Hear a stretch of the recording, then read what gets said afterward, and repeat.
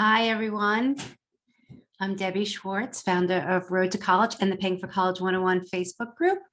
Let me just set everything up so that people can come in if they join late and that I can see your chat questions. And then we're going to get started.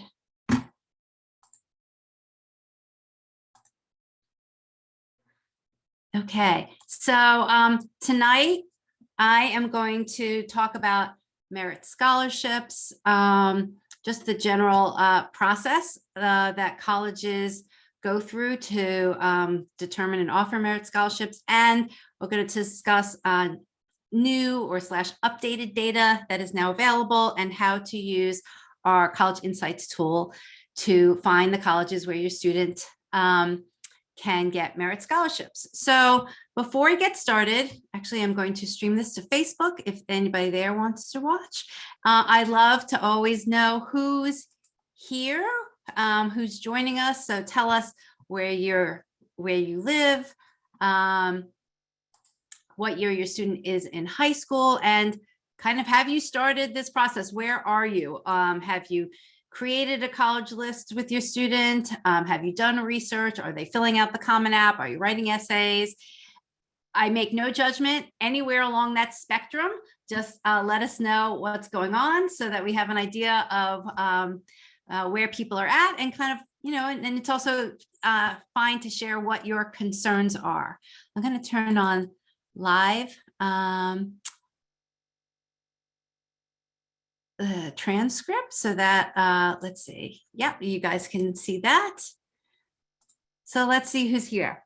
A senior in New York City, narrowing down the list. Somebody's still touring, which is great. A lot of people tour, all year long. Nashville, Tennessee. I'm a junior looking for colleges in New York City, Portland, Oregon, Baltimore. Great, all over. This is wonderful.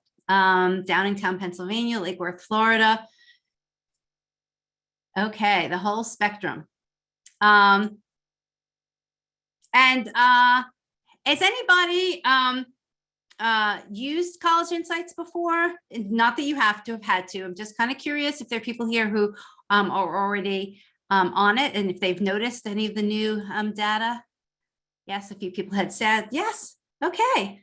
So if you've kind of attended one of these sessions before, I've done them. I do them throughout the year, change them a little bit, as the year goes along. I'm kind of, going to review some things I've reviewed in the past, because there are a lot of people here who may not have ever been here before, but I will get to, hopefully I will try and go through the information that maybe you've heard before on the faster side, and I'll get to what's new, the new data, and how you use College Insights as quickly as I can. So let me pull up my slides and share, and then share them.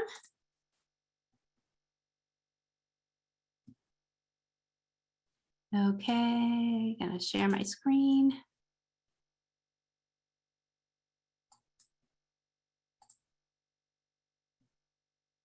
Okay, just somebody, let me see, not that many people are on video, that's perfectly fine. If somebody can kind of just tell me in chat if you can see my screen that says, building a college list. Great, okay, so let me get started. Feel free, I have my chat window open, put questions in the chat. I may not immediately answer your questions. I will try and get to as many of them as I can. And if I can't do all of them, I usually look through them at the end and summarize some of the important questions, and we'll send a follow-up email answering those questions. So tonight, I assume most of you are here. You're in the process of building a college list. And what we focus on a lot is not just building a college list where your student can get in, but building a college list where your student has the potential of receiving the most money from a college, and therefore you honestly being able to afford the colleges, because it's so hard these days to figure out which schools or just to find schools that you can potentially afford. And this seems basic, but I just always like to go through it. College families really, there's three buckets that you can use to pay for college. One is your own savings that you may or may not been able to put together over the 18 years. I know that's not always easy for a lot of families. And then there is your income. A lot of families are able to cash flow some sort of a contribution to pay for college.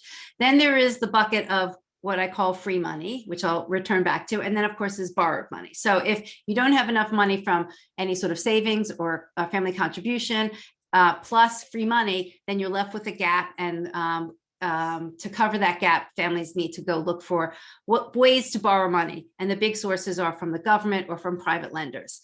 But the free money, which we're going to focus on tonight, comes in the form of need-based financial aid or merit scholarships. Those are the two biggest sources. Of course, there are definitely private scholarships.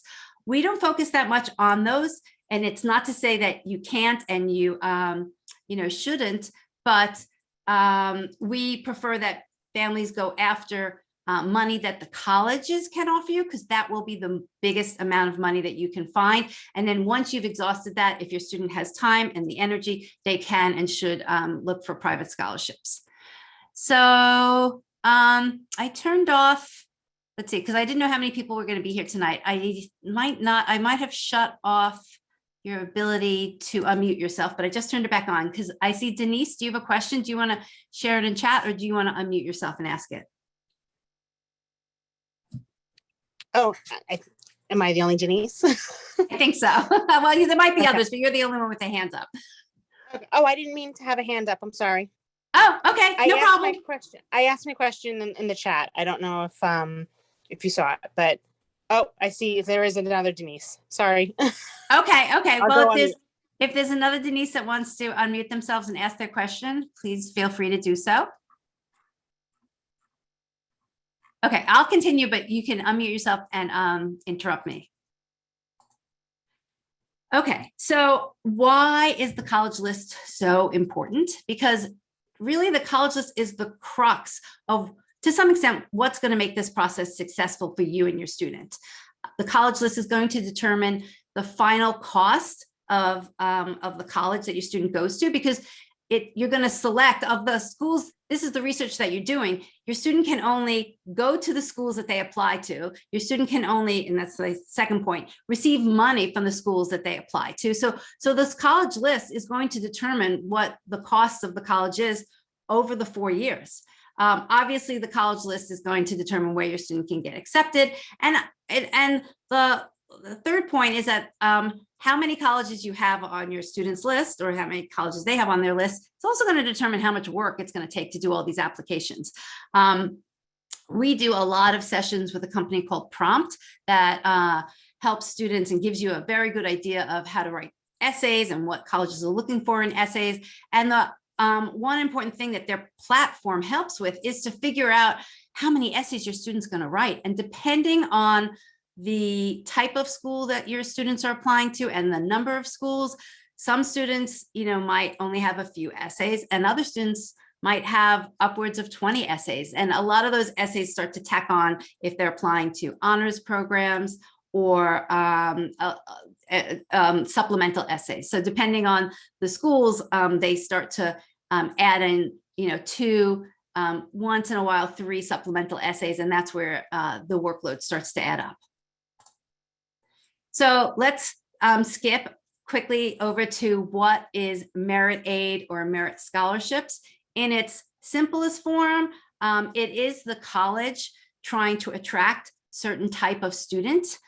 Usually they are trying to attract a student that's at the higher end of their GPA and test spectrum.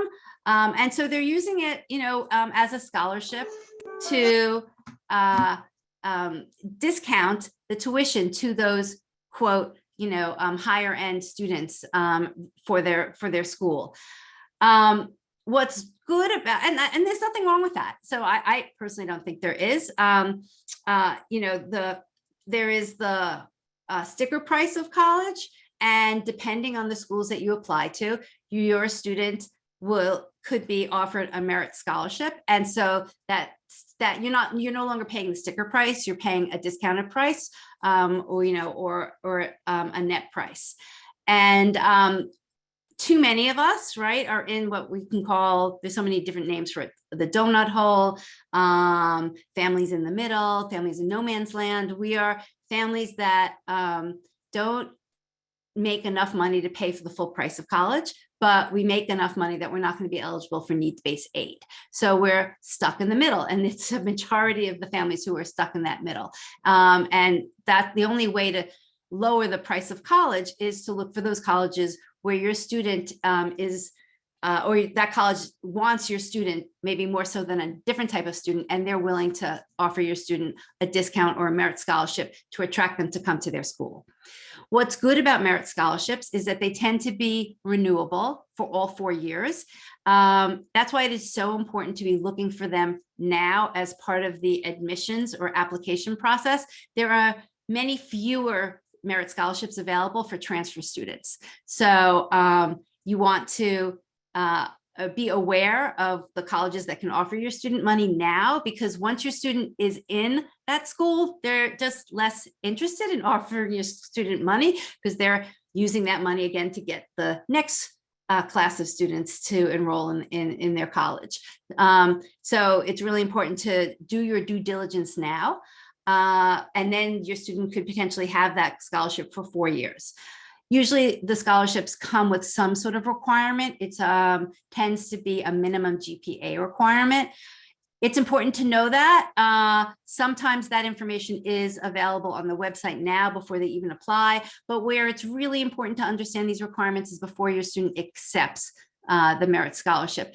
And there's a complete range. Some schools, the GPA requirement is pretty lenient. They just want to make sure that the student is in good standing, and they will renew the merit scholarship every year. In other schools, it can be a little bit more rigorous. I have seen merit scholarships with a 3.5 GPA requirement, and that can be tough depending on your student. And even for most students, starting school freshman year, there's a lot of transition, and they could have been a great student in high school, but not be able to get the same types of grades freshman year. So I do make this point. I make it kind of lightly now, but we make it much stronger in the January through April timeframe when students are really making the decision about where to go, is understand the requirements of making sure that that merit scholarship is renewable, because the worst situation is if students and families choose a school that their student will go to, and they choose it on the basis of it being affordable because the school has offered them merit scholarships. And then for some reason, the student loses a merit scholarship, whatever, it could be sophomore year, junior year. And then all of a sudden that school that was affordable is no longer affordable, and your student is already enrolled and they're halfway through their degree. So just planting the seed now, but it's something that we focus on later in the year. The other thing to be aware of, unfortunately, is that whatever your merit scholarship your student is offered now, and there might be the potential of appealing and getting more, but whatever the dollar amount is when your student finally accepts and enrolls in college, is usually going to be the flat amount for the 4 years. And unfortunately, that's going to stay stable. And as we see, the tuition is going to increase. Nothing much we can do about this other than to just be aware and make sure that when you are factoring in and forecasting what the 4-year cost of the college is going to be, you put in those assumptions. So I would increase at a minimum 3%, honestly, probably at an average of a 5% increase every year in tuition over those 4 years, but the merit scholarship amount is going to stay stable. Yes, I will be discussing common data set information. So I see somebody's asking that. Okay, so enrollment management, that is really the process, that's the name these days that colleges are using for their admissions office. The admissions office, I like to kind of make the analogy, it's similar to, the marketing department in a larger company. The admissions, the enrollment management is responsible for recruiting the students, deciding, and ultimately, accepting students, but their real goal is that they have to hit revenue goals, right? They have to hit what they call net tuition goals. So how many students did they get to enroll? How much money did they offer out in merit scholarships or need-based aid? And what's the net revenue that that college is going to get from this new class of students coming to the college? That's a big job these days.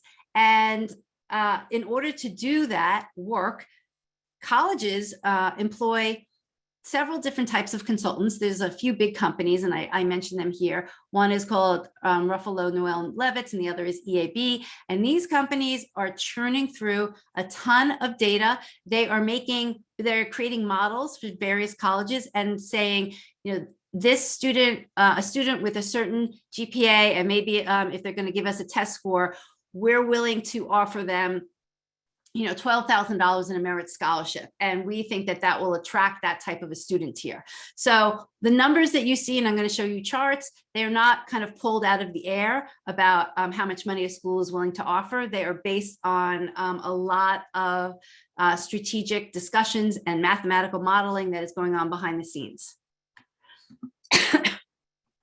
Oh, so somebody is asking, tuition isn't capped for 4 years at what it was when you accept? That would be amazing.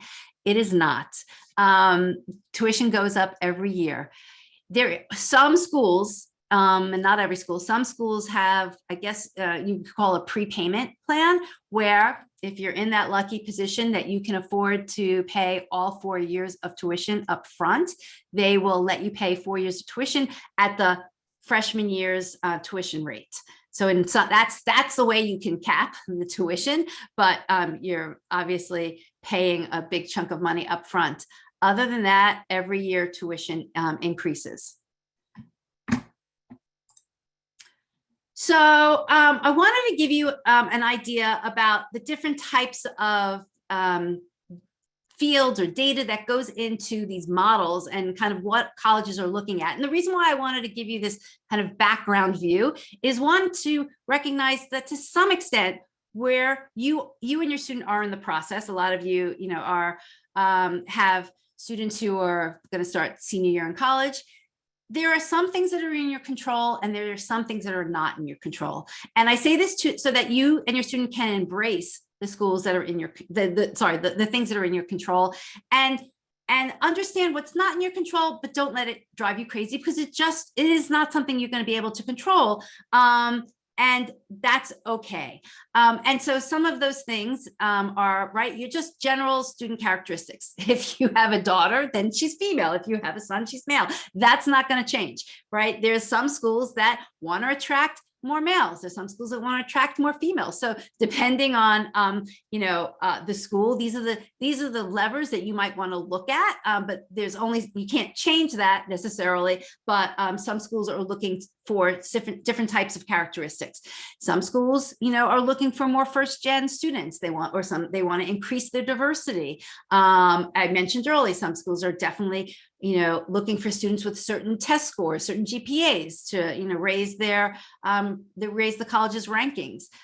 Some schools are looking to increase students that are interested in a certain major. They might want to, improve the department and bring in more students that are strong in or interested in data science, for example. So these are things that, to some extent, you have a little bit, I guess what you have control over is the knowledge of, who your student is, what their interests are, their GPA, and being able to match them to a school and what they're looking for. No, it's not all schools are very transparent that they're looking for certain things. You might be able to see it in the numbers. I was actually looking this afternoon at Rochester Institute of Technology. Not surprising, they have they lean very heavily to enrolling a higher percentage of male versus females. So if you were a female and you were interested in that school and you're interested in their majors, you probably have a higher chance of being accepted with the same characteristics as a male. So that's the type of thing where you can use whatever your students' characteristics to your advantage if you can figure out what the college is looking for. So that's your student characteristics. Oh, one piece of that student characteristics I want to highlight is the ability to pay. Some schools do make an assessment on that, and they factor that into whether or not that's going to be a piece of trying to accept that student. There are some schools that are what they call need blind. There are a small number of them. They're highlighted in College Insights. But what that means is that the colleges truly make their decision, their admissions decision, without having any knowledge of whether the student can afford to pay or not.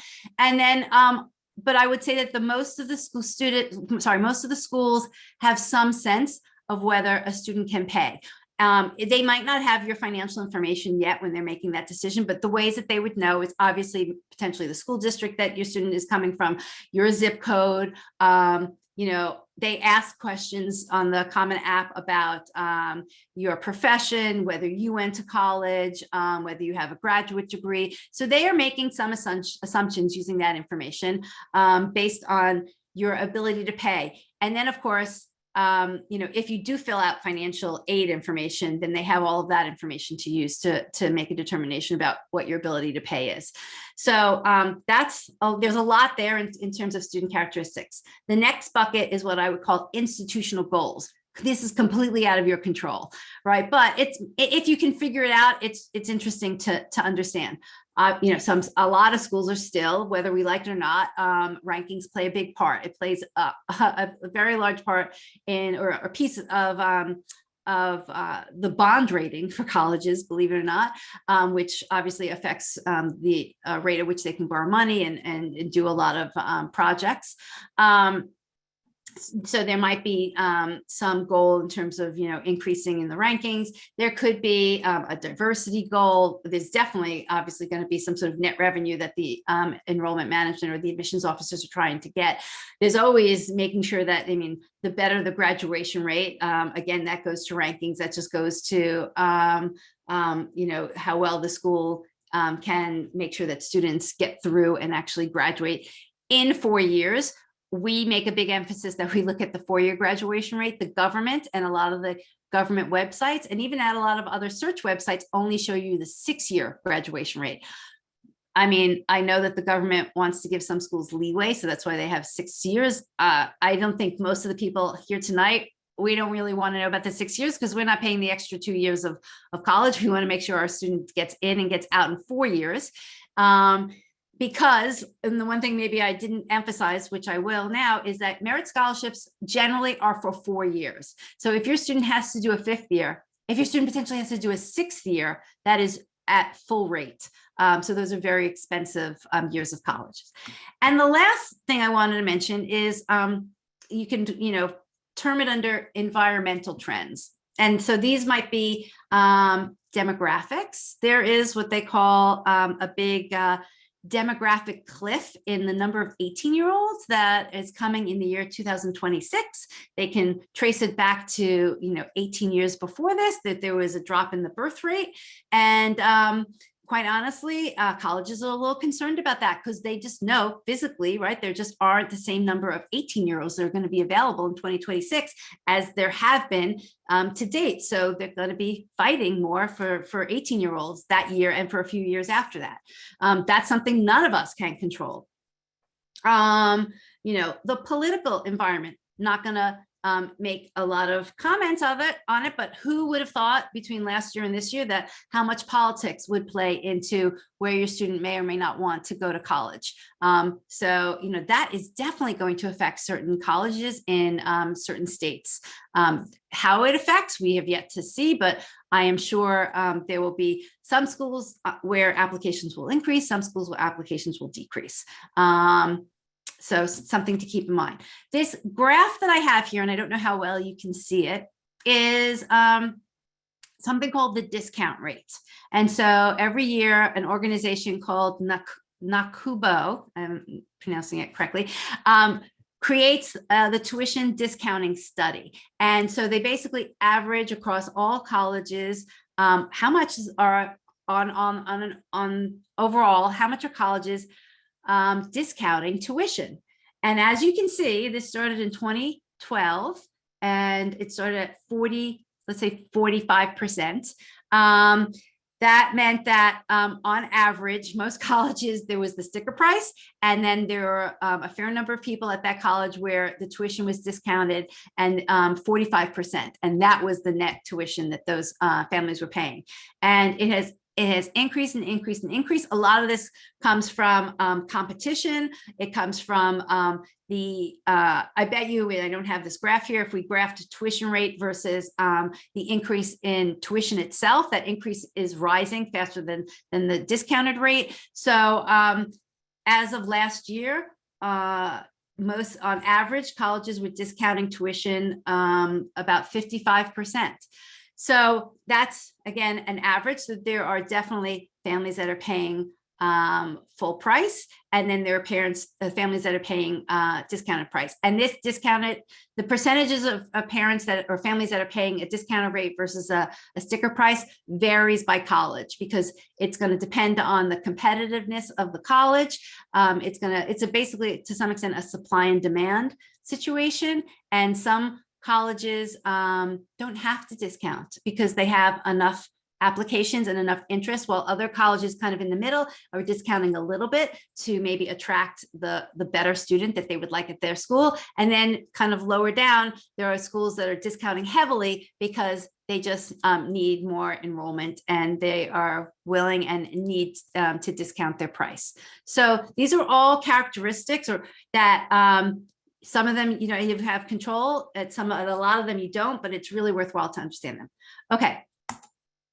So let me give you a really quick overview of the different types of merit aid. And it is important to understand what the differences are, because it's going to impact what you look for when you're looking at a school's website and kind of the work that your student may or may not have to do. Yes, so somebody's answering, it's not that 55% of students get discounts, but that the average price yes, it's that the average price of the tuition was discounted by 55%. Sorry if I didn't explain that well enough, but hope that is more clear. So 3 different types of merit aid: automatic, competitive, and talent. Automatic is kind of what it is that your student doesn't have to do anything extra. They just need to send in their application, and every student that is sending in their application is being considered for merit scholarship at that school. A lot of these types of schools have charts. I'll show you an example of one. They might have a chart, they might have a graph, and it usually delineates if your student has this GPA or this GPA range, then they will automatically receive this type of a merit scholarship. Some schools, all schools have it based on GPA. Some schools still have it with a test score, because for the student who is willing, to send in their test score. There is a small group of schools that are still requiring test scores for merit. I don't have a list of them because they kind of like come and go, but that's something to be aware of if your student is looking at a school, to just make sure you look at the website, or they ask a question to say, even though the school might be test optional, to ask and say, does my student need to submit the tests to be considered for merit scholarship? That chart is not part of the common data set. Somebody's asking that, and that's a really interesting thought I hadn't really considered. But there is information in the common data set about merit, but not at the detail that these charts provide. That would be an interesting thing to include. We'll talk about unweighted versus weighted GPA in a second.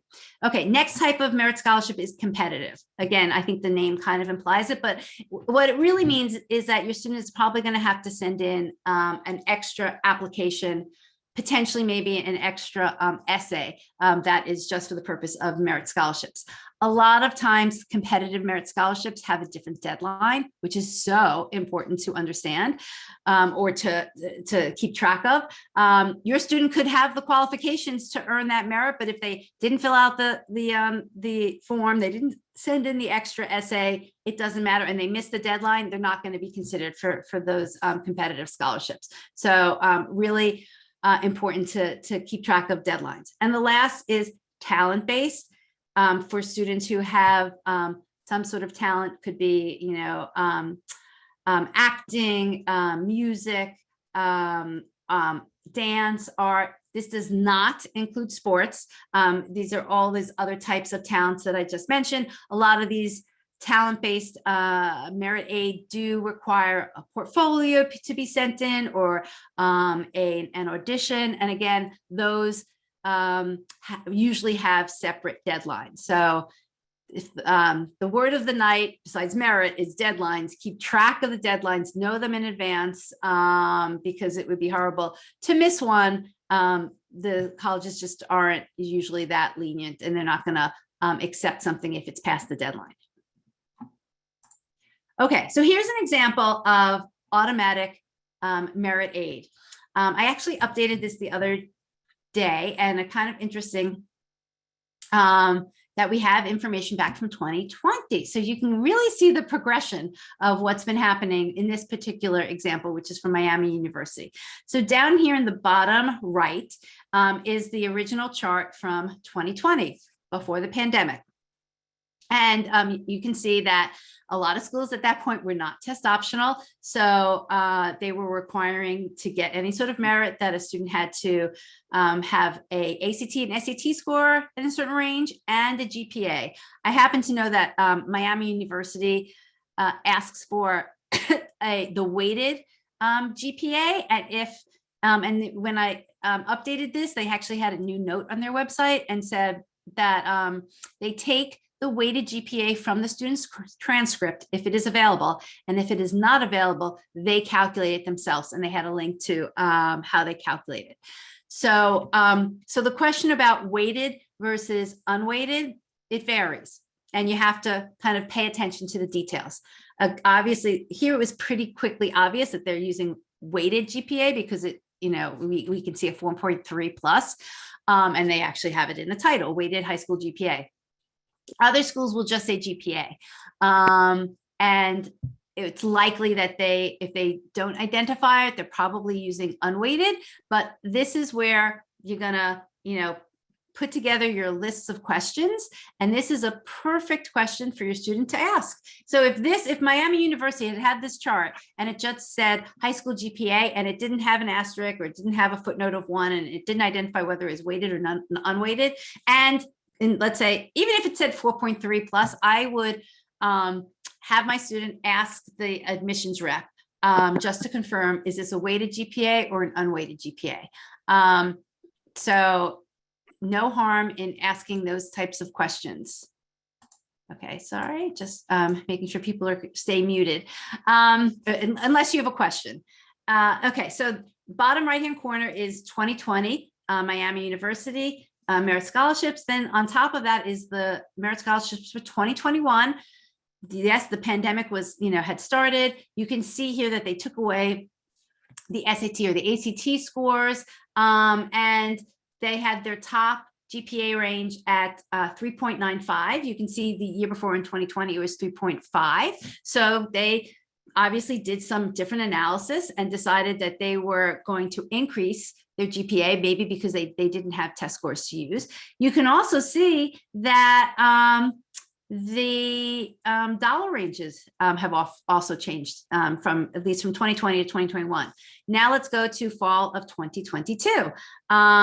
Again, the dollar ranges, have changed a little bit. They've also upped their GPA. Now they're saying you have to have a 4.3 and above based on, a weighted GPA.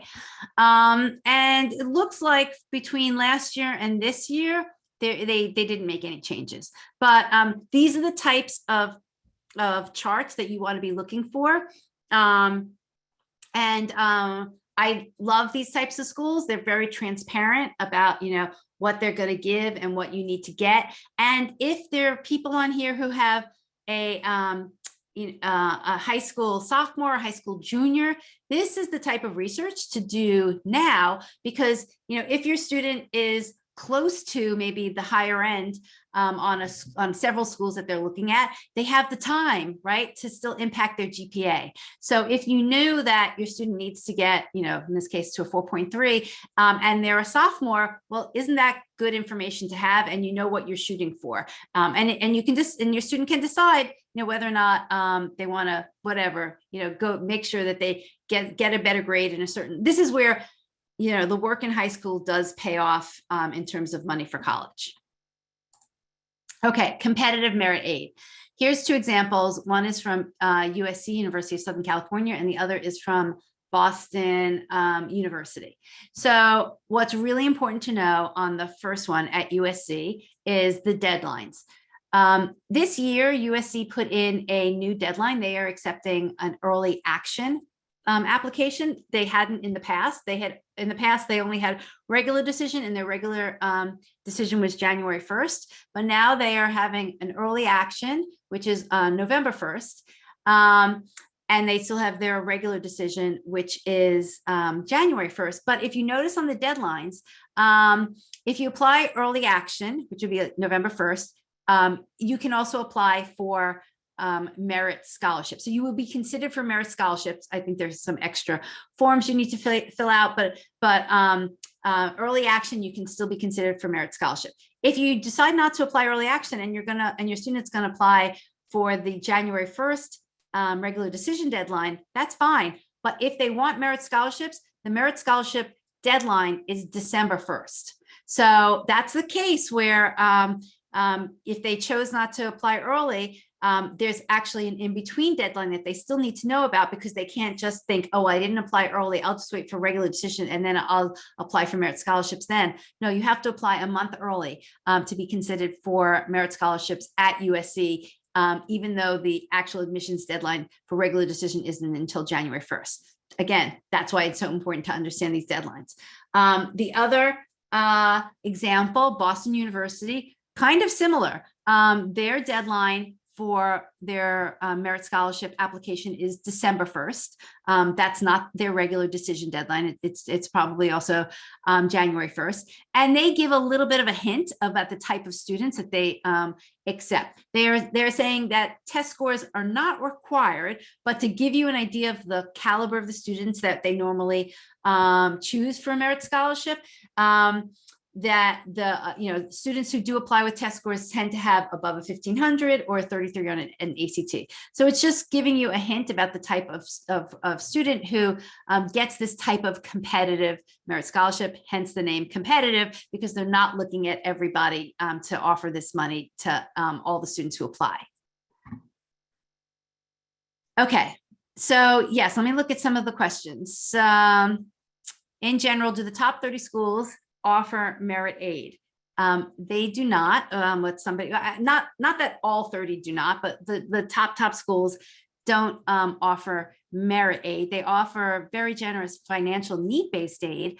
And I'm going to talk about it in a little bit, but that's why it's really important to understand what I would call the financial aid giving policies at these different schools, because too often, and we even have a story here to share, we see families that kind of didn't understand this process about which schools offer which type of money, and they applied to, let's say, give an example, like a school like Brown, and they thought that they would be able to get some money. Well, Brown is very generous, but they're very generous for the families who have a financial need as determined by the FAFSA or the CSS profile. They actually do not offer any money if you can't show them that you have a financial need based on those forms. So there are schools that are generous for certain types of families, and then there are schools that are very generous with merit scholarships, but you obviously have to find those schools, and then you have to see if your student is at the caliber that school is willing to offer them a merit scholarship. And we're going to talk about that. Okay, here's my family story. So, and this is, this is an actual story. I'll read it to you, but the reason why I share this story is, again, to show you how important it is to have, do this research now, to have a good college list, because in addition to the things I mentioned earlier, what a college list is going to provide you, a college list is obviously going to, determines the final cost of which your student is going, the school at which your student is going to go to. It's going to determine what schools your student is going to get into. But it's really, you want to make sure that at the time when the decisions have to be made, you have options. And you want to have options for your own sanity, your student's sanity, and potentially for some negotiation, which we'll talk about at a different time of the year. But let me just quickly read the story, and you'll see, unfortunately, this family didn't really end up with the options that they could have and should have had. So this parent wrote, my son only got into 2 schools. He applied to 6 schools total, and 4 of them were reaches. He got waitlisted at all 4 of those private schools. So right off the bat, you can see that he applied to 6 schools that, in this day and age, students are kind of applying to more like 10 schools because it's so hard to really predict where they're going to get in and where they're going to get the money. So applying to 6 schools is a little on the low side. And of the 6 schools that he applied to, there wasn't like a range of some safeties. And it's, he went kind of, all for going for reaches. So it makes you, it leaves yourself vulnerable. So he got waitlisted at all 4 of these private schools. Of the 2 schools he got accepted to, only 1 is a real option because only 1 was affordable. So they don't have options. Now he's saying he thinks he picked the wrong school and that he should have cast a wider net. And he's very remorseful of all the decisions he made. He wants to go to his second choice school that he got accepted to. The problem is that school has an $82,000 price tag, and we did not qualify for any aid. So lots of pieces here to pick apart. We already talked about he didn't apply to, probably he should have applied to more schools. It doesn't sound like his list was diverse enough in terms of, both academic safeties or acceptance safeties of where he had a better chance of getting in, and then financial safeties of where they either could afford the tuition off the bat, or they knew or had a good sense that the student was going to get merit aid and would reduce their costs. So you can estimate what your cost is going to be. In addition to the net price calculator, there's other data that I'm going to show you can look at. You need to do this research now. There really isn't an excuse for saying, when your student get told their acceptances, I didn't know this, that the school was going to cost me that much. Of course, there is not 100% accuracy. Even the net price calculators are not 100%, and results might come back between 10 or 15,000 difference about what you expected. But it shouldn't be this huge shock of being your student is accepted to a school that costs $82,000 and you had no idea you wouldn't get any aid from that school. That should not happen. Okay, let me just look at some questions. I know you guys are putting questions in here. Seriously, why does the process have to be so complicated and frightening? I know, I'm with you. It's supposed to be a hopeful time, a time of celebration for a kid moving on to adulthood. Completely agree. I don't have an answer to that. We're just trying to give you as much information as possible. But even with all the information we can give you, it's still going to be scary until you get the results in, until you can really figure out whether or not your student got accepted to schools that you can afford. So many school net price calculators only ask financial questions and nothing about grade. Does this mean that they probably only offer need-based aid? That's a great question. So it doesn't necessarily mean that. Just to give you a tiny bit of background, net price calculators are something that the government mandated that colleges need to have on their websites. They did not put any regulations around the accuracy of a net price calculator. Unfortunately, they didn't put any regulations about how often they need to be updated. Some schools tend to do a good job, that they try and update this information. But if a school doesn't ask for things like grades, you don't know. They may still offer merit, but they didn't factor it into the net price calculator. The best thing to do is to do the net price calculator, but also look at some data that I'm going to show you that will give you a more definitive answer about whether the school offers need-based aid or merit aid. And then if they offer merit aid and they're not asking for grades in the net price calculator, You can make an estimation about what you might have to pay there. I would recommend you also try the net price calculator at the College Board, because it tends to be a better one.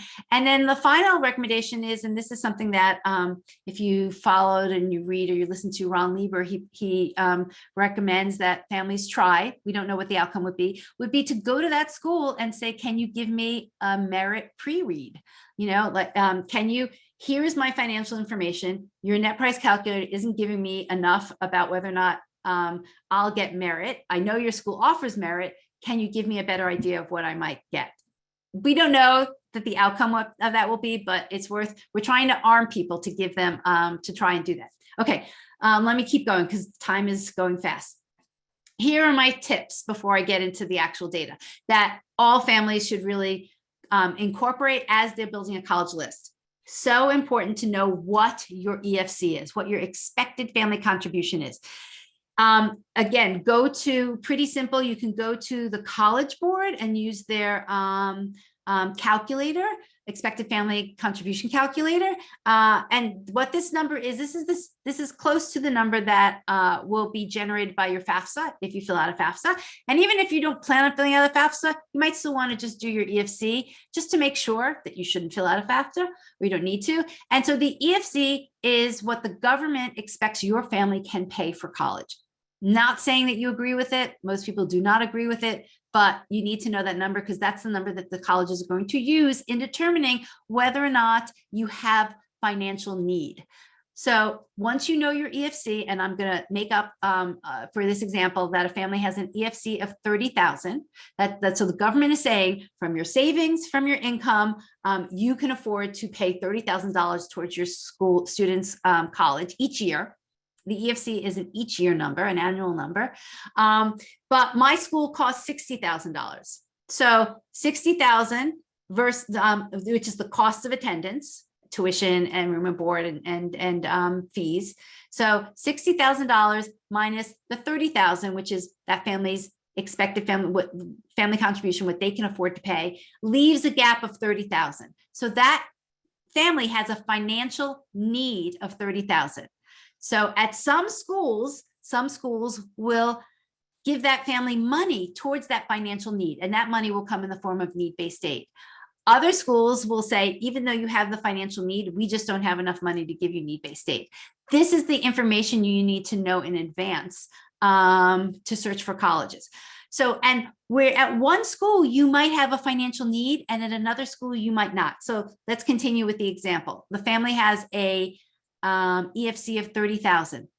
What if they found a school, it's probably going to be an in-state school, that actually would cost them $28,000. So their EFC is 30, the cost of attendance at that school is 28,000.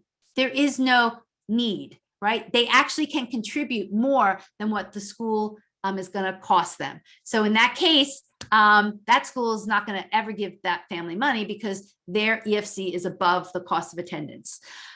So where this comes into play is that there's a lot of families and, you know, again, we're kind of caught in the middle.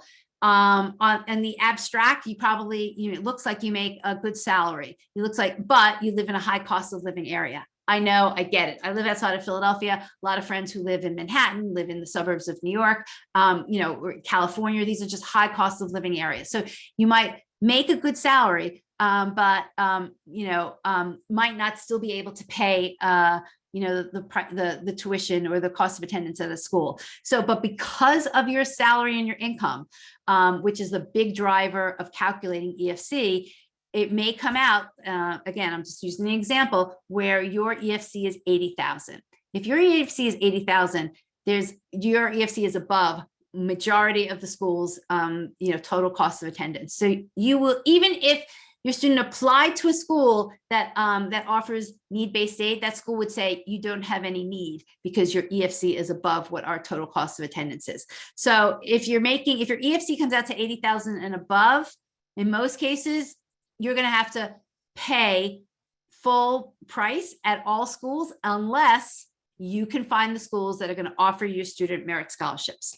For the families that the EFC is like in that 40 to 60,000, you're going to have to, there's going to be some schools where you will have a financial need and some schools where you will not have a financial need. Potentially at the schools where you have a financial need, you might get both need-based financial aid and merit scholarships. And at schools where you don't have the financial need, you could just be getting merit scholarships. So hopefully you've seen from this example how important it is to understand your EFC. Your EFC is going to determine whether or not you have a financial need, and then that's going to point you into what types of schools you're going to look for. I'm not going to go in tonight into the calculation of your EFC. Not that it's too complicated to understand. It's just more than we have time tonight. And in the coming weeks, we will have sessions on how your EFC is calculated because FAFSA opens up October 1st. So, you know, we're kind of marching towards that October 1st date, and it will be important to understand that, you know, those calculations, but know that you can just go to some of these websites. Again, I point people to the College Board's websites and get an estimate of your EFC. Okay, let me try and get through this a little bit faster. And these will go faster. It's important to understand your family budget. Your family budget is different than your EFC, right? I just gave you the example. A family has an EFC of 30,000. That's just what the government is saying. Our calculation says you should be able to afford, okay? But that might not be what you can afford, right? So maybe you weren't able to save in certain years and you just don't have the savings and you have other expenses that the government isn't really, you know, factoring into the EFC calculation. And what if your budget is 20,000, right? But so you've got to know what your budget is and what your EFC is. And your EFC might determine at what schools you'll get aid, but your budget is what you can actually afford. So you might need to be looking for schools that, you know, after your student gets merit scholarships, that the net cost of those schools are closer to 20,000. 20,000 is pretty low. I don't know, you know, it probably is more of the in-state schools that you can find that, but depending on what your budget is, you might be able to find a school that gets closer to your budget, even though your budget is less than your EFC. Really important to understand those two numbers. I'll give you one quick story. There was a woman who shared on the Paying for College 101 group. I thought it was a really lovely story and really well thought out. She did her EFC. She, you know, her family household income was, you know, pretty high. Her EFC was definitely over 80,000, but she had 4 kids. And this was just her first child going to college. And in order to afford to cover the cost for all of her children, there was no way that she could afford to pay for a college that was over $80,000 per year, even though that the government was saying that's her EFC. And she determined that her budget was 30,000. She worked it. She worked the numbers. She and her student figured out which schools to apply to, and they got, I think their final numbers, they got a school that cost 32,000. It is possible, but you've got to know those two numbers because that's what's going to help you, you know, make your decisions. Okay, so number 3 is, are you looking for need-based aid or merit scholarships? That's going to be determined based on what your EFC is and how your EFC is relative to your cost of attendance or the college's cost of attendance. Going back to the family story that I read, they felt like their student, they didn't start with a wide enough net. So I'm going to show you when we do searching. Try and start with a wide net, kind of put aside all your preconceived, you know, notions about my student only can go to school in these states. Let's just put that aside, right? And do some searching. And let's just see where the colleges are that based on your students, you know, stats, they have the potential of getting the most money. They may end up being in states that your student isn't thrilled about, but let's see what they are and then cross them off the list instead of never even knowing what they are because you narrowed your search too quickly and you didn't even know what was out there. So be open-minded, start with a wide net. When you're building a college list, I always tell people to include their state school, whether it's a flagship state school or, you know, another university in the state. Those are generally tend to be the most affordable for all families because you're going to get in-state tuition. So just include them. Your student may or may not want to attend, but again, this is about having options. So if your student gets in and that ends up being the most affordable school, at least you have that option of discussing it and they have some place to go that you can afford. Include what we call a leverage school. So this is a school that might be similar to some of the top schools that your student wants to go to. And it is similar in terms of selectivity, but hopefully you can find a similar school that has a comparable selectivity, but also might give them more merit scholarships. I'm not always saying that this is possible, but it is worth considering and trying to put it on your students list. These are the schools, going back to the slide where I talked about the different characteristics. These are the schools that other schools view as competition.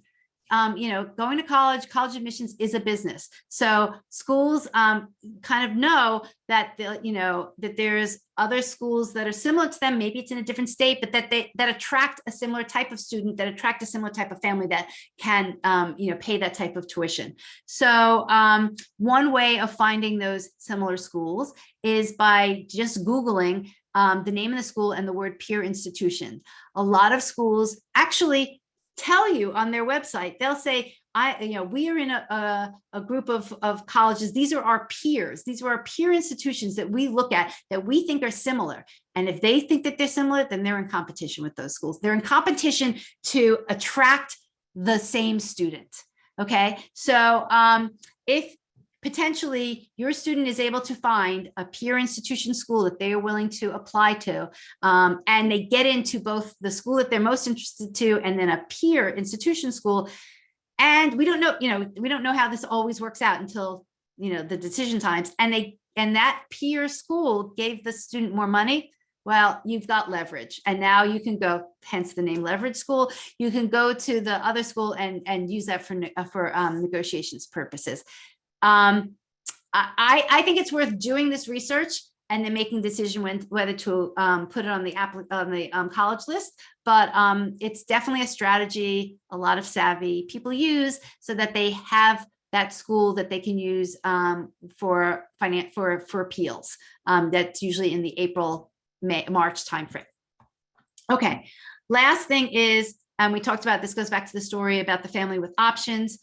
Make sure that you have financial safety schools. There's a lot of talk always about financial safety schools in terms of your student. Oh, they'll definitely get in there. They have the profile, their grades, their stats, they're way above the average. They'll definitely be accepted. That's great, but you want to have schools that your student can get into, and that are also safety financial schools that that if that your student got in no place else, that if they got in there, that you can afford it. And again, it comes down to options.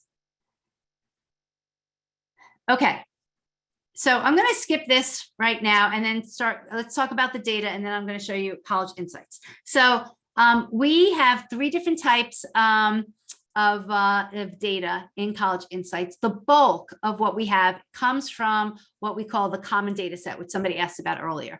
The common data set is a common set of data that colleges share publicly. And it truly, I don't have a sample here, but it truly is in a similar format. All the sections are the same, section A, section B. So anytime you're looking at different colleges' common data set, you will be able to quickly recognize where to look in what sections and what information you want to pull. It's all the same format. Okay. The 3 main organizations that use this information one is the College Board. So the College Board gathers all this information from all the colleges that are part of their organization. This is information that they use on their website. I should say, I don't know how many data fields there are in the common data set, but it's a lot. It's a lot of pieces of data. And it is not every piece of data is shared on on public websites. It's not for no other reason than maybe that website who created it just didn't think that people are interested in that data. But the most common data is shared on websites, but there's actually other information that you might find interesting. So anybody and everybody can Google a school's name, just put in like Drexel University common data set. You will usually come to the college's website. It will have a list of the current year's common data set going all the way back. Some schools go back 5 years, 10 years, and you can pull it up. And there might be other information that you just can't get on a website, but it's in the common data set and you want to look at it for a particular school. So it's definitely worth looking into. So the College Board compiles that information. The common data set is the information that US News and World Report uses, along with the survey that they send out to college presidents and that they use to create their rankings. So that's the main source of all the US News and World rankings. And Peterson's, which is a private company, also compiles all of this information and then licenses it out. Quite honestly, that's where I get a lot of information from, is Peterson's. Again, they have information that's in the common data set, as well as information that is not in the common data set, because they have their own survey questions in addition to the common data set survey questions. And they compile all that information, and they resell it for people who want to pay the price and license it. So the information that we just got is from what we call the 2021-2022 common data set. And just wanted to explain this as best I can, because there's lots of different data from different years. But 2021-2022 common data set, as the description has here, is information for students who were first time, well, a lot of the admissions information is for first time, first-year students who were admitted and enrolled in the fall of 2021. So these were students who started in the fall of last year. And so what that means is they were from the graduating high school class of 2021. So I want to make this distinction, because the data that we have is not from this most recent admission cycle, which would be, honestly, the common data set of 2022-2023. It's not available. That's not out there. Sure, some pieces are available in, like, the top schools. When it came for early decision time last year, they make their announcements about, how many students got in, but it's a really, really, really small number of schools that information is out there. And that's just a really small piece of all the common data set information. So if you want to, compare apples to apples, and all of the websites that do provide search information, they are showing you the common data set from 2021 to 2022, which is for the graduating high school class of 2021. That is not bad, because we just know that that's the data that we're looking at. And then we also have information, and one last thing, and the reason why they can't give you more recent data is it takes a long time for colleges to gather all this information and to then share it. Usually they finish gathering all the institutional data around the March-April timeframe of the year. So if it's March and April, right, they don't know the end results of the admission cycle last year. They don't know who's going to be accepted. They don't know who's going to be enrolled. So that's why you can't have, or it's not available, the admissions data from last year. There's just not enough time to pull it together, along with all the other stats that the colleges share. Okay, then there's some information, actually not that much, but some information from a government source called IPEDS. The information that we have is a little bit more related to student loans, like what percentage of the student population has loans, private loans, federal loans, or Parent Plus loans. And then the third data, which is just data that we have, is called crowdsourced data. And we have been compiling this for the past 3 years. So this is actual offers from families who have shared with us what school their student got into, and what their student stats were, and then what the offer was that the school offered them. Most of these offers are merit scholarship offers, so you get a sense of what those colleges are actually offering to students, and then you can compare it relative to the common data set information to see if what the colleges say they're going to do is actually what they do. Okay. So let me get out of this, and I will go into, oops, let me go pull up, let me stop sharing and then go to College Insights and show you the actual data.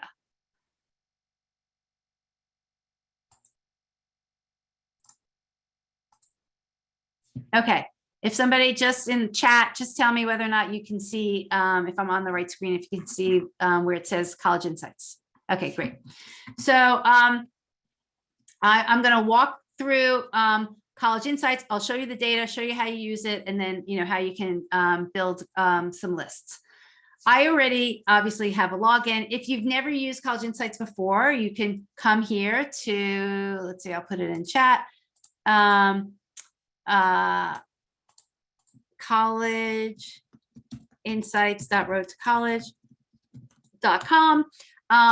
You can go through this login process. You can select 5 colleges, see all the data for those 5 colleges, see how you can sort and filter once you're inside the tool, and then you can sign up for a 7-day free trial and then decide whether you want to have it longer than that.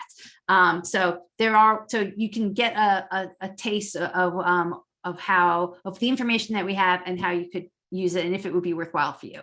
So I'm going to log in.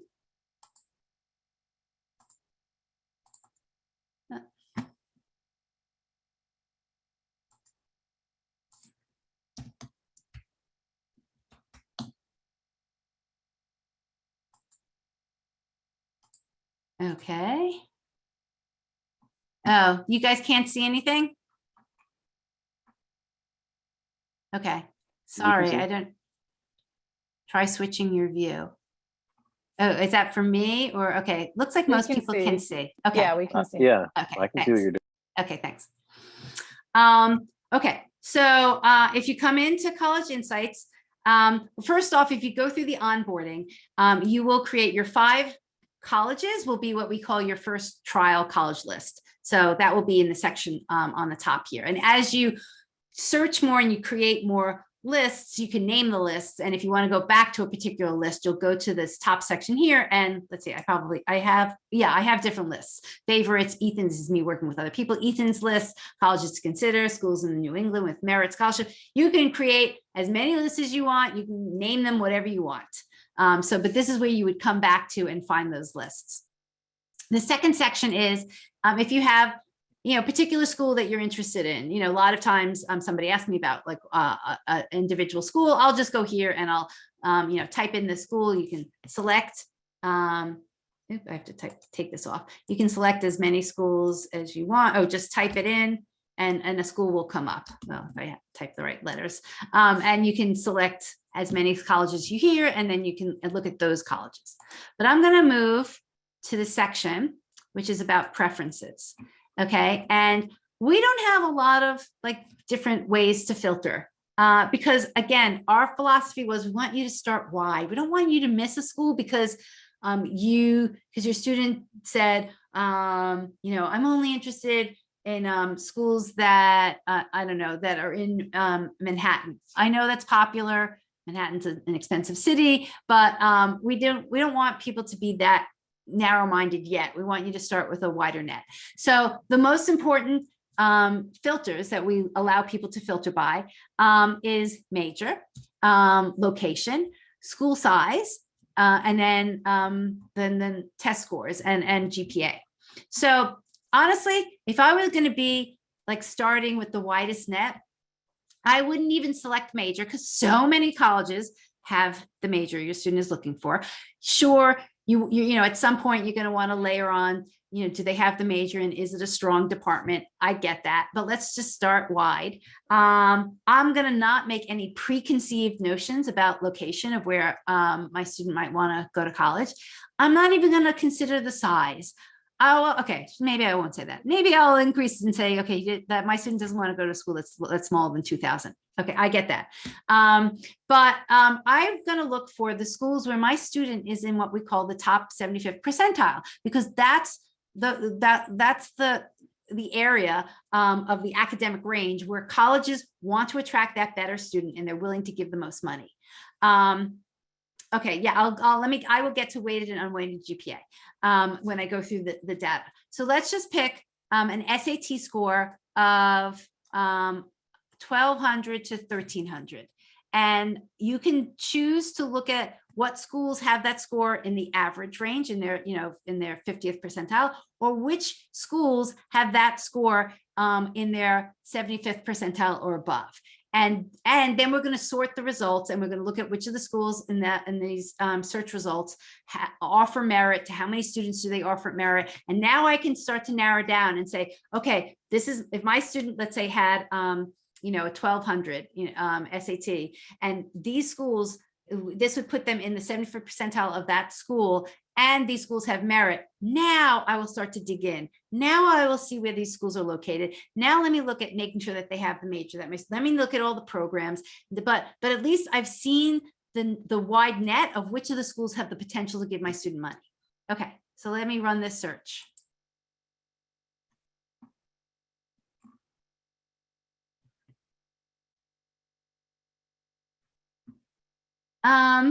Okay, so we've got 3 or maybe even slightly more, panels of results for schools. So these are all the schools that what I pick, 11 to 1300 are in the 75th percentile. And now I'll quickly go through these fields, and you can sort any of these fields that you want. You can select the schools and say, okay, I'm going to add this to the list of schools. I might name this list, schools that offer merit to a student that has a 1100 to 1300 SAT. And now this is where you can slice and dice. So I'm going to look at, actually here, these 3 dots give you more things. So I'm going to look at merit scholarships, right? So in the section on merit scholarships, we have a column that shows you what percentage of the freshmen at these schools don't have any need. And that goes back to financial need. That goes back to the discussion on what is your EFC versus the cost of attendance. So at these schools, this is the percentage. I'm just kind of pick one out. Central Michigan University, 45% of the freshmen who go to Central Michigan University did not have financial need. So that means either they were going to pay the full price, the sticker price, or they got offered some sort of merit. Okay. So then the next column is what percentage of the freshmen without any financial need was actually offered merit. So just sticking with the example of Central Michigan, 47% of the students who the 45% made up, 47% of those students actually received merit. And on average, they received $7,800. Average. There's going to be some students that receive more than the 78 and some students that receive less than the 78. And then this column here that says, merit scholarship categories offered. This actually just links you to the school's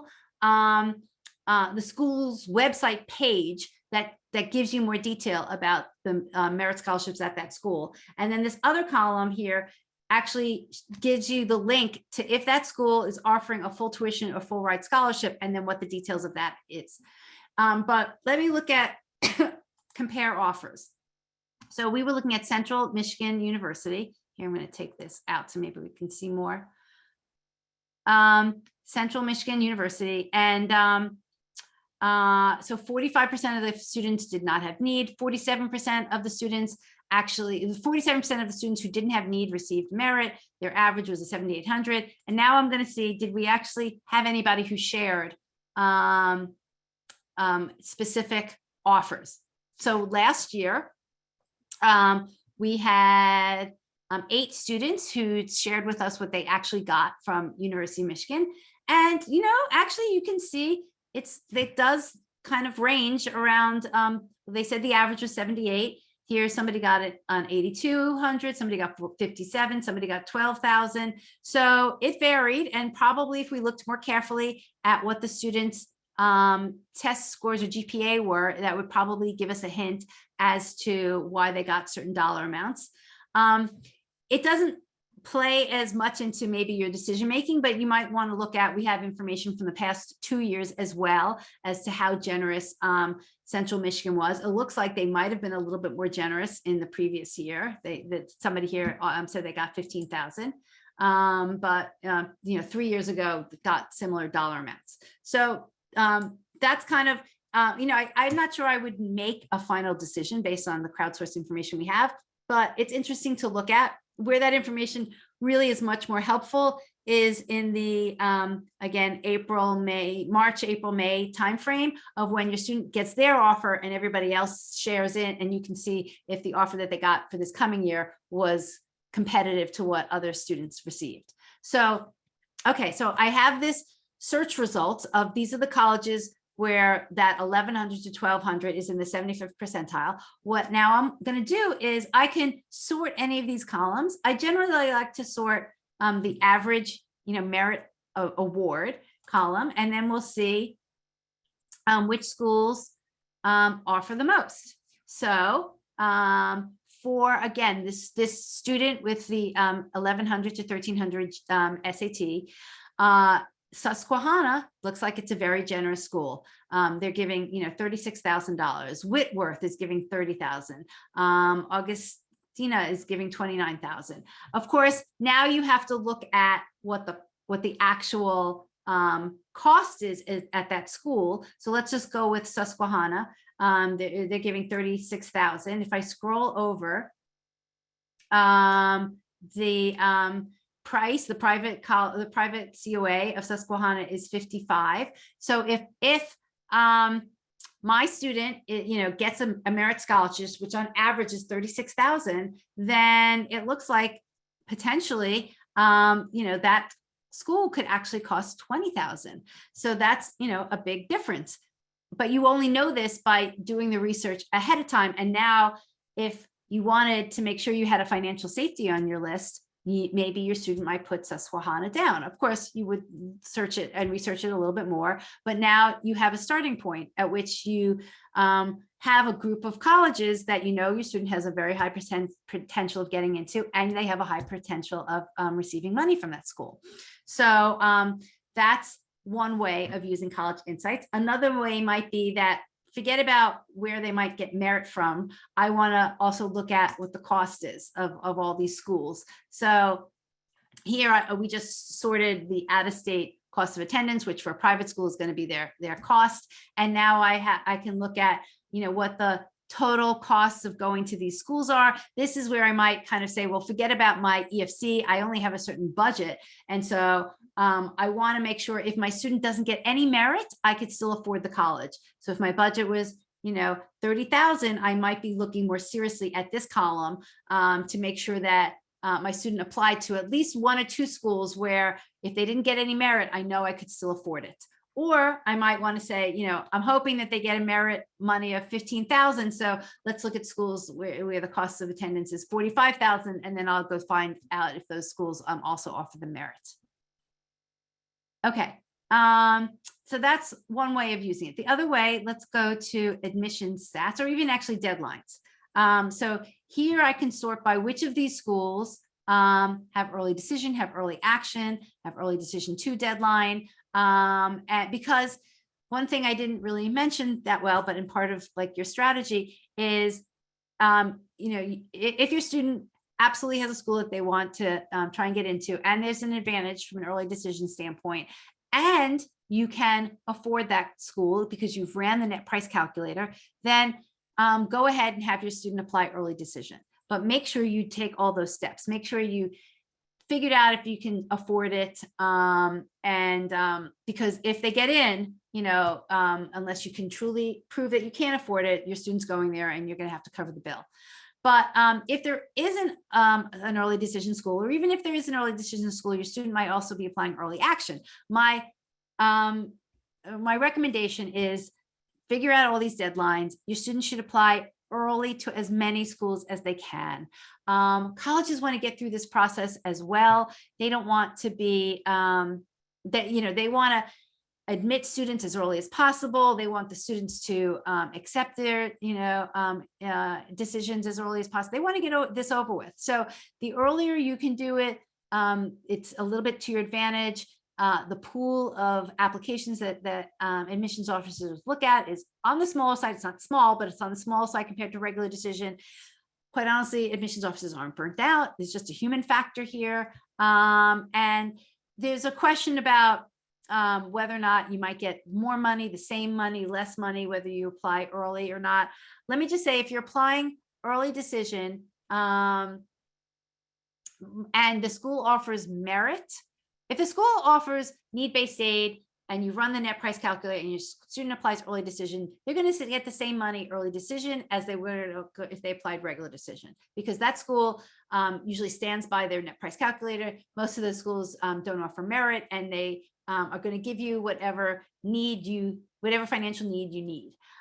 If it's a school that's merit, this is kind of like the murky gray area, and their net price calculator isn't clear, then, go to the school, ask them if they do a pre-read. We don't know how likely that is, but if your student decides to apply early decision there, look at these numbers and see if you can estimate whether or not your student will get merit, and what the merit amounts might be. But okay, so let's sort this results and see who's got early decision deadlines. Oops. Okay. So College of Charleston, York College of Pennsylvania, Manhattan College. And again, you can see there's a handful of colleges that have early decision October 15th. They're not all November 1st. So you don't want to miss out if it's an October 15th deadline. St. John's, Monmouth, High Point University. These are all good schools. If the numbers work out, and you felt comfortable that you could afford it, and your student is interested in this school, then applying early decision might be the way to go. You can look at which of these schools do early action, and then I would also scroll and kind of look at, now we've got the schools, these sorted by early decision. Let's look at those early decision rates. Okay, College of Charleston says that they accept 80% of their students early decision. Monmouth, these are pretty high. Obviously this is a certain caliber of school, but these schools, if you apply early, you're going to get in, and potentially you'll get money. You have to scroll over and look at these colleges are kind of ranging from 25,000 to 8,000 in terms of the merit that they give. But these are all the important pieces of data to research before putting these colleges on your students list. So you can sort these fields by overall, admission rates. We could see which is the most selective. Oops, let me go the other way.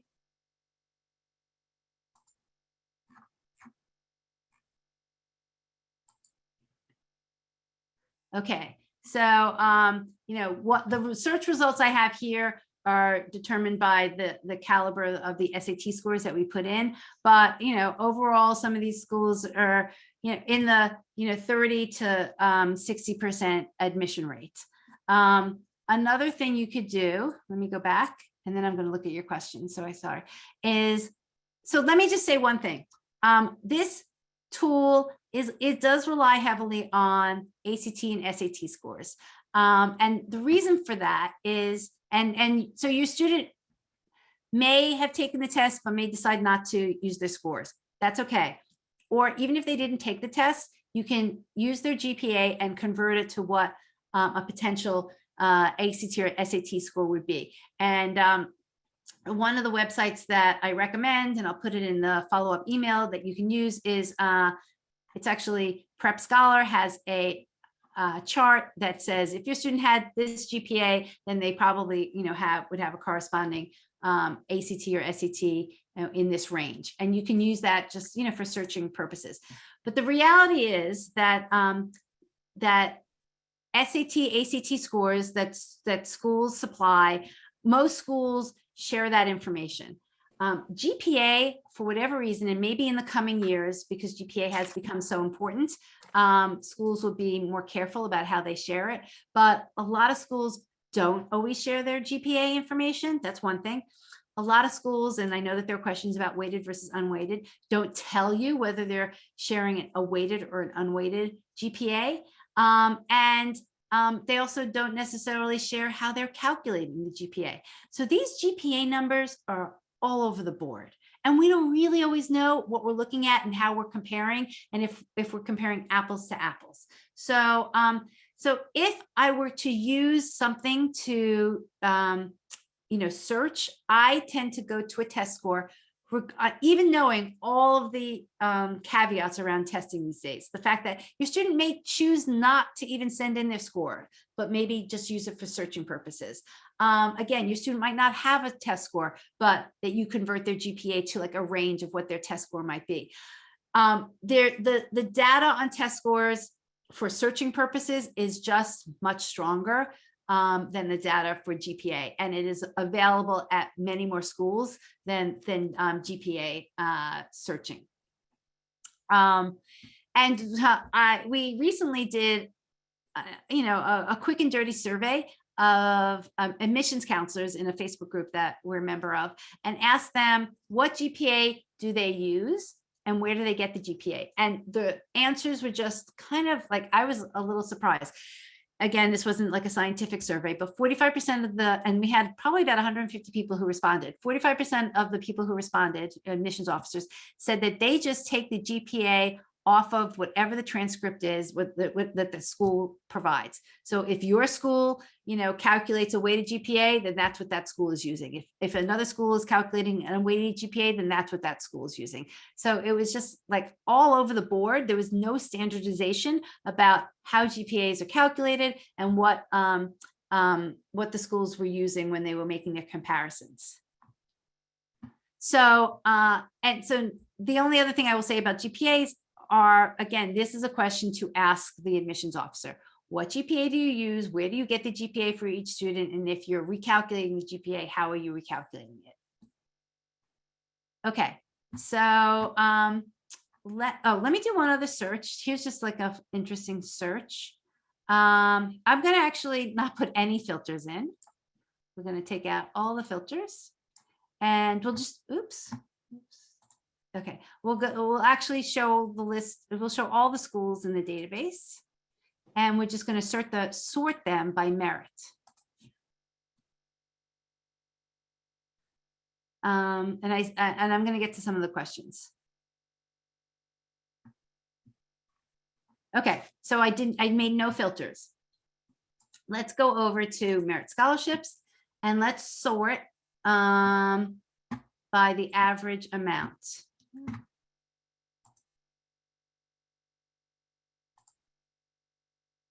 Okay, so now these are, there's no filter in any of these schools. I just sorted, we have probably about close to 2,000 schools in here, and I sorted based on what the average amount that schools give for merit. Of course, look, so Duke comes up 78%.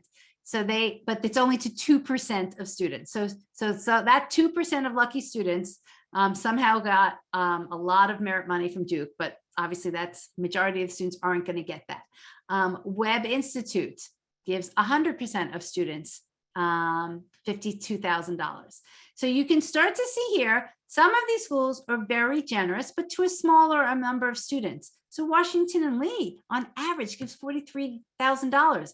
But only to 11% of those of students that don't have need. So, but if your student is in that 11%, because maybe you have to now, we go backwards and look at the test scores and the GPA range, and if there's any additional information on Washington and Lee's website, this getting that amount of merit scholarship could really make a huge difference in the price of attending Washington and Lee. Beloit tends to be a generous school. Bard College. It says here Johns Hopkins gives out 39,000, but again to 6% of students. So that's not going to be offered to the majority of students. So you can see that there's a range to some students. At some schools are very generous, but to a very small number of students, and other schools are very generous to a large number of students. And this is another interesting way of looking at which schools are willing to give a lot of money, and then kind of work backwards about what the stats are for those schools. Okay, let me look at some of these questions. And there are a lot. So I'm just going to kind of pick out a few of them. So we do get this question a lot. And right now it's not, is it possible to download all the CDS data into one file? Well, first of all, there aren't sources. If you're asking if there's one source of all the common data set data out there, there isn't. That's why companies like Peterson's, that's their business. They compile it and then they license it. And quite honestly, we don't allow you right now to download the data because, you know, we want to keep the data in College Insights. But we are working on, probably in about 2 months, some more advanced searching and filtering that you'll be able to do beyond what we offer now, because we have had a lot of requests where people want to move some of their schools into an Excel spreadsheet and do more analysis. And I get that, and we're working on it. Can we search by GPA rather by test score? Yes, you can put in the GPA. The only GPA we have, and the only GPA that colleges share, is the average GPA. You can put in the average GPA and you can sort and you can filter by that. So if my EFC is 80,000, then my child won't be offered any student loans. So student loans is a whole different topic. I'll just tell you really quickly. Everybody who fills out the FAFSA is eligible for a federal student loan. You could be making $1 million and your student fills out the FAFSA, they can borrow from the government. There are limits. So your student can get student loans regardless of what your EFC is. And then of course you can always get private loans. So, but with an EFC of 80,000, it's likely that there aren't any schools that are going to offer you need-based aid. There are definitely schools that could offer you merit scholarships. They're probably, I don't think any schools that are going to offer you need-based financial aid with an EFC of 80,000.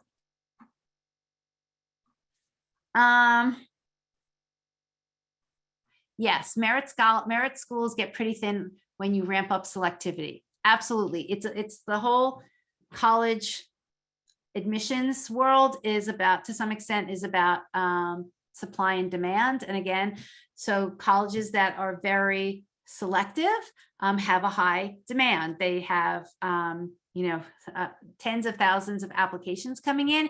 And so they don't need to use merit scholarship to attract the type of student that they want. That student is going to be self-selected. They're self-selecting and applying to those schools. So you're right. The higher up you go on the selectivity ranking, if you want to call it, or just the selectivity as determined by admission rates, yes, the schools become less merit focused and they become more need-based focused. That's just the way the business works. It seems that with test scores being optional, only the students with the best test scores will submit, which will make the reported average student scores accepted at the schools higher.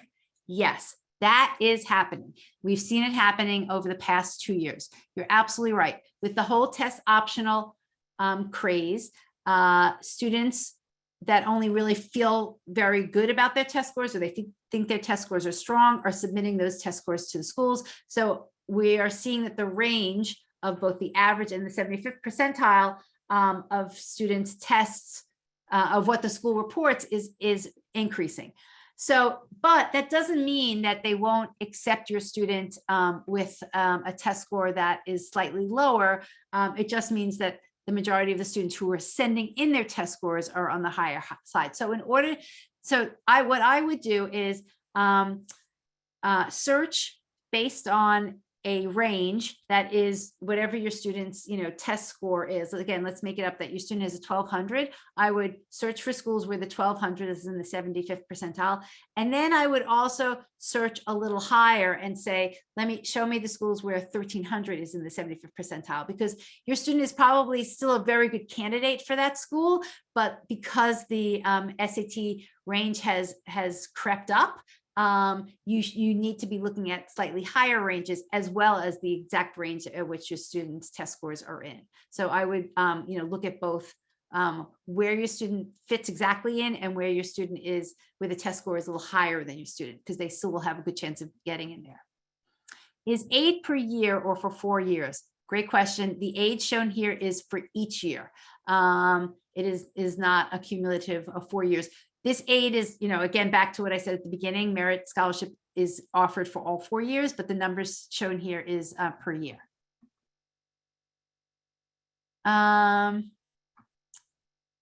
Does the cost column include both tuition and room and board? Yes, the cost is cost of tuition, cost of attendance.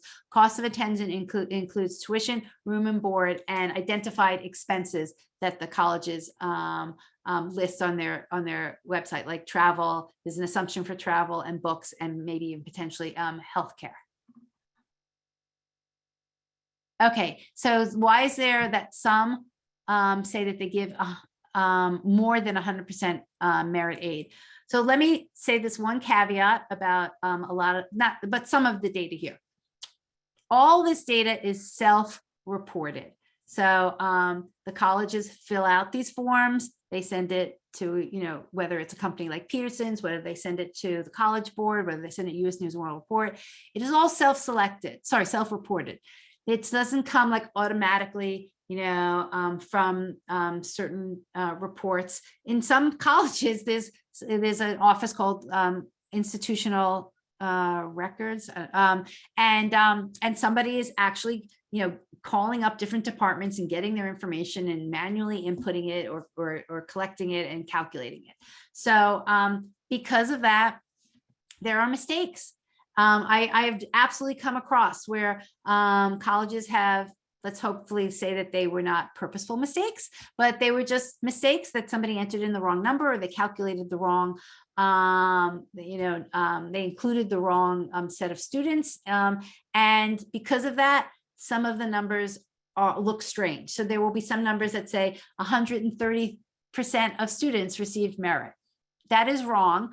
I've chosen not to correct. I can't really correct them, right? Because I'm only using the numbers that the colleges have given us. Obviously, we know you can't have 130% of students receive merit. You know, so in that case, if you see that type of a number and it's information that you really want to know, I would call me up or send me an email, and I'll see if I can, you know, dig in a little bit further. But the best way to resolve it is to call the college and say, I was really interested in your school. I'm doing some research and the numbers aren't working out. Is there somebody I can talk to who can give me, you know, the better numbers? And hopefully if you get corrected information, please let me know. So this isn't, we are not working on perfection. We are working with the best data that we can get our hands on. You know, schools make mistakes, and you will see that in the numbers. If something seems a little off, send me an email. We'll research it a little bit more. And ultimately, we might have to try and find somebody at the school who can clarify it for us. Okay, so I'll get back to the question about any promos. How can you find schools that offer both need and merit-based scholarships? Well, that's a good question. Well, first of all, you will only get need and potentially merit from a school if you have the financial need and the school gives financial need and your student is has the grades or the stats that school is going to offer them merit. So so you have to figure out your EFC. You have to determine, look at the schools if you're going to get need-based aid from that school, and then you have to see if that school also offers merit. But one way you can do it is honestly, you can just sort these fields by let's go to need-based aid. Let's start there. So well, actually, where I would really start it would be if you knew your EFC. Let's say your EFC is 30. So I would sort the cost column. I would sort the out-of-state costs. Let's start there by let's see. Well, I'll just leave it the way it is now, and I'll look at all the schools. Whoops. That are less than 30,000, or I'm sorry, all the schools that are more than 30,000, because those are the schools where I might get need, and then I would create a list of those schools that I'm interested in, or I would scroll over and see which of those schools offer need-based aid, and I would just start creating different lists and then see where these lists overlap, or where I have schools from these different lists to create a final list of a school that would offer me financial need, and where my student could also get merit. So you can find it here. You can't find it with one straight search, but you can find it like doing a few different searches and creating lists. Okay, FAFSA. we're gonna talk about it in a different discussion, but there are sample FAFSAs you can look for online just to see what it looks like. Is it more difficult to receive merit aid if not submitting test scores? You know, I can't answer that question. I don't. All I can say, I would hope not. I would say that if your student has a strong test score or a test score, you know, in that 75th percentile, then they should submit it. And if the school offers merit, then they have a good chance of getting merit. If your student, I guess what I would say is if your student doesn't submit the test score, then they should have a good GPA relative to what the school is looking for at their average. It should be above average, and they should have a strong application package.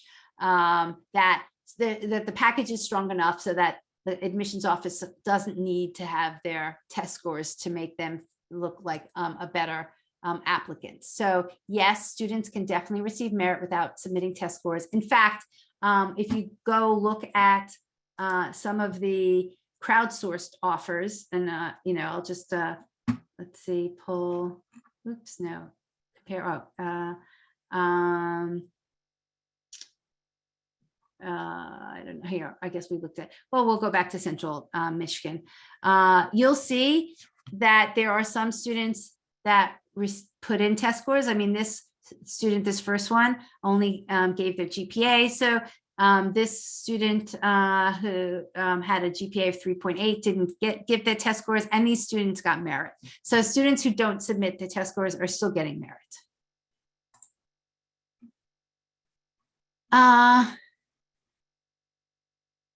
Okay, if one knows that they don't qualify for need-based aid, is there any benefit at all to not filling out the FAFSA?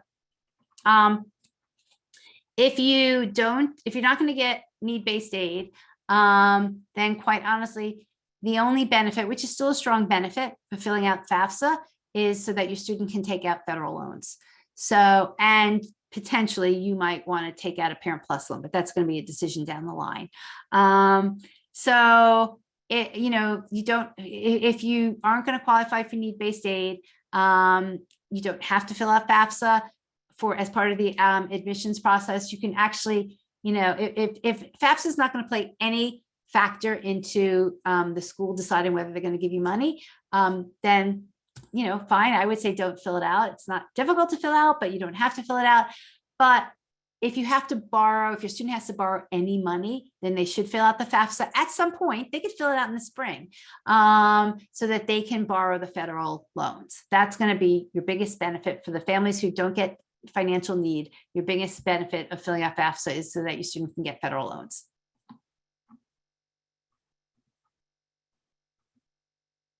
Yes, thank you. Shelley continued my comment that students filling out the FAFSA, anybody can fill out the FAFSA. Again, you can make $1 million, fill out the FAFSA, your student can borrow federal loans, and those loans will have the lowest interest rate that a student can borrow on their own without a cosigner.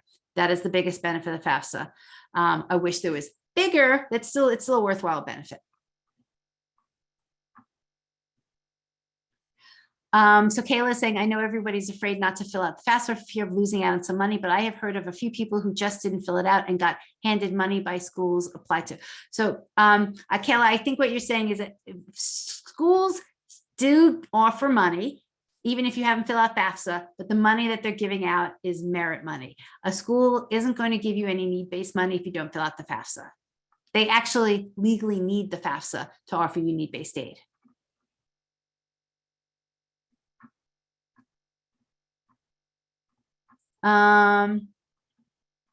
Okay, well, let's see. It's almost 9:45. 240 of you guys are still with me. I know that there's a ton of questions from earlier on. I will scroll through these and see if I can compile them into like some general questions to answer and send it in the follow-up email tomorrow. So we will send you the recording.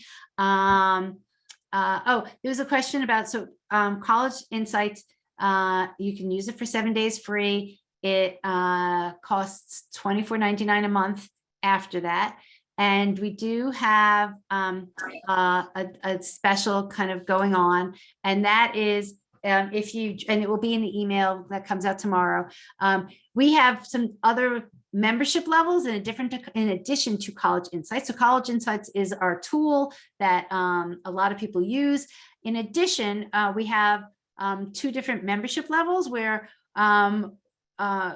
in addition to College Insights, we also offer monthly sessions with experts who can explain lots of different topics of the process and answer questions. And then we also have a private Facebook group where, again, you can ask questions to some experts and private counselors.